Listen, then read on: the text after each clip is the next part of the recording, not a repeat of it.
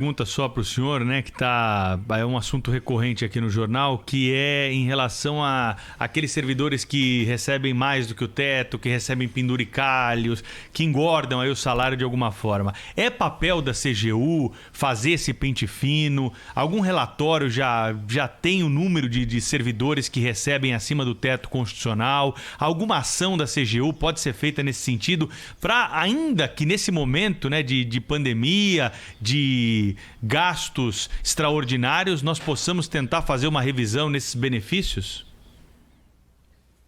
Bem, vamos lá. Tem trabalho sim. A gente praticamente, esse trabalho ele é feito através já de trilhas amarradas, a gente já tem até o cruzamento realizado mensalmente, todo mês a gente cruza a folha inteira, né? Viemos aprimorando isso aí com o passar do tempo, aí vamos dividir o que é. Nós temos o salário do servidor hoje, ele não pode ultrapassar o teto. Esse é o ponto, é a regra. Alguns pagamentos estão fora desse teto.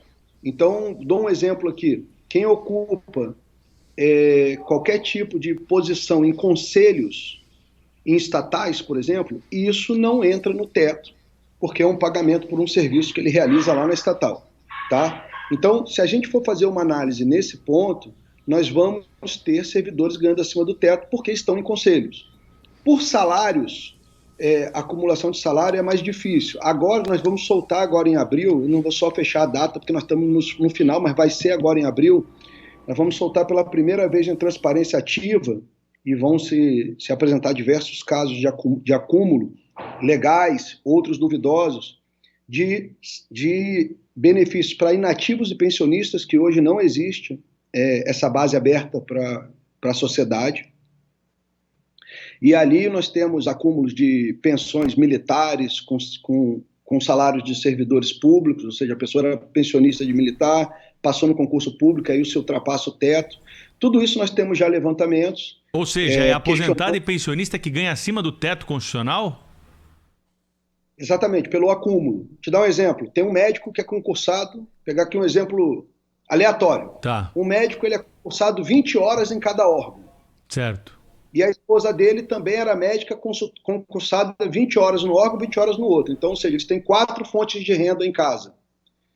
Faleceu a esposa ou faleceu o esposo, o outro está recebendo a aposentadoria de 2 e mais a pensão de mais 2 salários de médicos, 20 horas em cada órgão, ultrapassando o teto. Isso é legal ou é ilegal? Olha, eu não sei se é legal ou ilegal, ministro, mas é chocante saber que existem aposentados do setor público recebendo mais de R$ 39.200 por mês. E vocês vão ver que existe. A gente vai botar tudo isso. Quantos são, ministro? Quantos são os servidores nessas condições aí? Eu não estou com o número final. A equipe estava fechando porque como a CGU não cuida, por exemplo, a gente juntou bases que a gente nunca teve acesso. A CGU não fiscaliza as Forças Armadas. Então nós recebemos as bases das Forças Armadas agora, e isso está sendo feito, inclusive para a gente verificar esses cruzamentos. Normalmente todos esses inativos e pensionistas têm suas pensões ou suas aposentadorias confirmadas pelo Tribunal de Contas da União. É ele que dá esses atos de registro de pessoal, quem confirma é o Tribunal de Contas da União. Isso vai ser colocado agora que essas bases estão sendo colocadas de forma junto, pela primeira vez na história, nós vamos ter aí a exposição desses dados, e aí caberá à justiça em alguns casos, porque muitos desses casos que vocês vão ver, que vocês vão falar é um absurdo, tem decisão judicial de manutenção desses pagamentos. Então, assim, tem que se pagar. Mas quando se abrir isso tudo, vocês, e de todos os poderes, nós vamos verificar pagamentos aí que, na minha visão, são um pouco incompatíveis, sabendo que vem com recursos públicos. Isso vai ser aberto agora em abril, é isso, ministro? Em abril. Nós estamos trabalhando nessa base há mais de um ano. E o judiciário está nesse levantamento também? Não. A gente aqui só tem poder para publicar todo o executivo, mas já existe previsão na lei de diretrizes orçamentárias de que esses dados têm que ser colocados em transparência. Então todos os poderes vão ter que colocar. O executivo vai cumprir sua parte agora.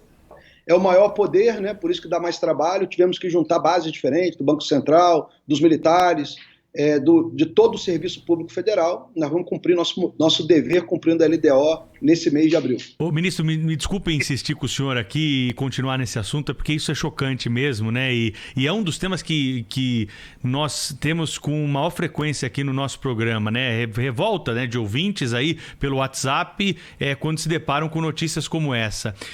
Nesse levantamento, dá pra gente indicar qual é o setor do governo, qual o ministério que mais acomoda essa situação e até esse fato inusitado de aposentados e pensionistas aí superarem vencimentos com o valor definido pelo teto constitucional?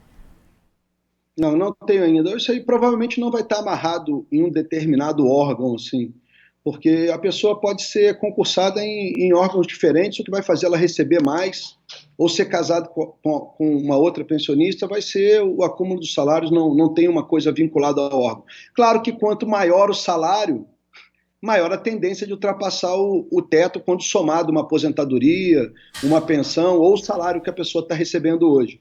Mas não temos nenhum levantamento ainda se tem alguma predominância desses casos no âmbito de algum órgão, não. O que eu posso te garantir é que a gente já verificava isso de forma muito contundente, já tendo praticamente todo o levantamento dentro do pagamento dos servidores públicos federais, porque a base estava toda com a gente. Certo. Praticamente tudo se paga mais com decisão judicial, ou seja, já foi levantado, já foi debatido, só que agora nós temos um novo componente. O que é? Nós somamos a essa base inativos e pensionistas militares. Então agora, tanto as Forças Armadas como a gente estão sendo surpreendidas quando se juntam bases diferentes. Se a gente começar a espalhar isso aí também, que é outra preocupação que eu tenho com estados e municípios, talvez esse cara também seja aposentado em um estado ou no município lá. Então, assim, o número de dados e o número de casos que a gente pode descobrir, conforme a quantidade de bases que você consegue juntar, é uma coisa sem escala, né? Assim, com uma escala absurda e sem limites, né? Mas eu posso dizer que esse é mais um incremento. Nós estamos juntando pela primeira vez os militares e os servidores públicos federais.